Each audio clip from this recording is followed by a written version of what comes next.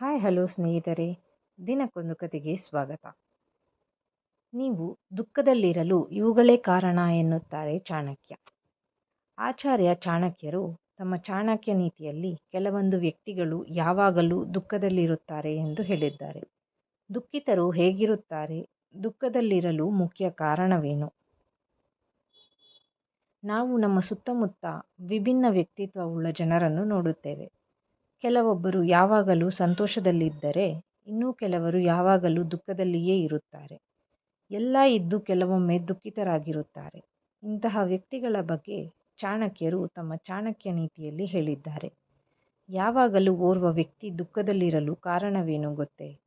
ಇಂತಹ ವ್ಯಕ್ತಿಗಳು ಯಾವಾಗಲೂ ದುಃಖಿತರೇ ಎನ್ನುತ್ತಾರೆ ಚಾಣಕ್ಯ.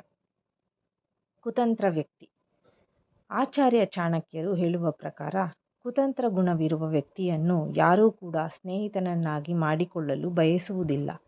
ಯಾಕೆಂದರೆ ಕುತಂತ್ರಿಗಳು ಒಂದಲ್ಲ ಒಂದು ವಿಚಾರವನ್ನಿಟ್ಟುಕೊಂಡು ಸ್ನೇಹಿತರನ್ನು ನೋಯಿಸುತ್ತಲೇ ಇರುತ್ತಾರೆ.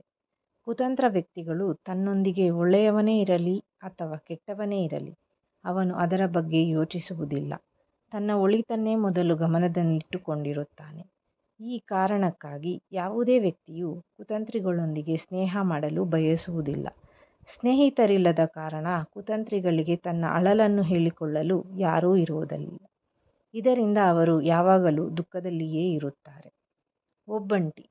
ಒಬ್ಬಂಟಿಯಾಗಿರುವ ವ್ಯಕ್ತಿಯು ಯಾವಾಗಲೂ ದುಃಖಿತನಾಗಿರುತ್ತಾನೆ ಎಂದು ಚಾಣಕ್ಯರು ಹೇಳಿದ್ದಾರೆ. ಒಬ್ಬಂಟಿಯಾಗಿರಲು ಬಯಸುವ ವ್ಯಕ್ತಿಗಳು ತಾವೇ ಸ್ವತಃ ತಮ್ಮೆಲ್ಲ ಸ್ನೇಹಿತರನ್ನು ದೂರ ಸರಿಸುತ್ತಾರೆ. ಆದರೆ ಇವರಿಗೆ ಶತ್ರುಗಳು ಹೆಚ್ಚಾಗಿರುತ್ತಾರೆ. ಒಬ್ಬಂಟಿಯಾಗಿರಲು ಬಯಸುವ ವ್ಯಕ್ತಿಗಳು ತಮ್ಮ ದುಃಖವನ್ನು ಯಾರೊಂದಿಗೂ ಹಂಚಿಕೊಳ್ಳುವುದಿಲ್ಲ. ತಾವೇ ಸ್ವತಃ ಅನುಭವಿಸುವ ಮೂಲಕ ಯಾವಾಗಲೂ ದುಃಖದ ಮಡುವಿನಲ್ಲಿರುತ್ತಾರೆ. ಇತರರಿಗೆ ನೋವುಂಟು ಮಾಡುವ ವ್ಯಕ್ತಿ. ಸಾಮಾನ್ಯವಾಗಿ ಇತರರಿಗೆ ಹಾನಿಯನ್ನು ಮಾಡುವ ಅಥವಾ ನೋವುಂಟು ಮಾಡುವ ವ್ಯಕ್ತಿಯಿಂದ ದೂರವಿರಲು ಬಯಸುವುದು ಸಾಮಾನ್ಯ.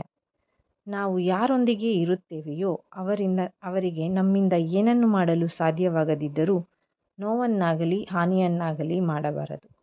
ಆದರೆ ಕೆಲವರು ವ್ಯಕ್ತಿಗಳು ಇಂತಹ ತಪ್ಪುಗಳನ್ನು ಮಾಡುವುದರಿಂದ ಇದು ಅವರಿಗೆ ಇನ್ನೂ ಹೆಚ್ಚಿನ ದುಃಖವನ್ನು, ಅಸೂಯೆಯನ್ನು ಸೃಷ್ಟಿಸುತ್ತದೆ. ಸಮಸ್ಯೆಗಳನ್ನು ರಹಸ್ಯವಾಗಿಡುವ ವ್ಯಕ್ತಿ.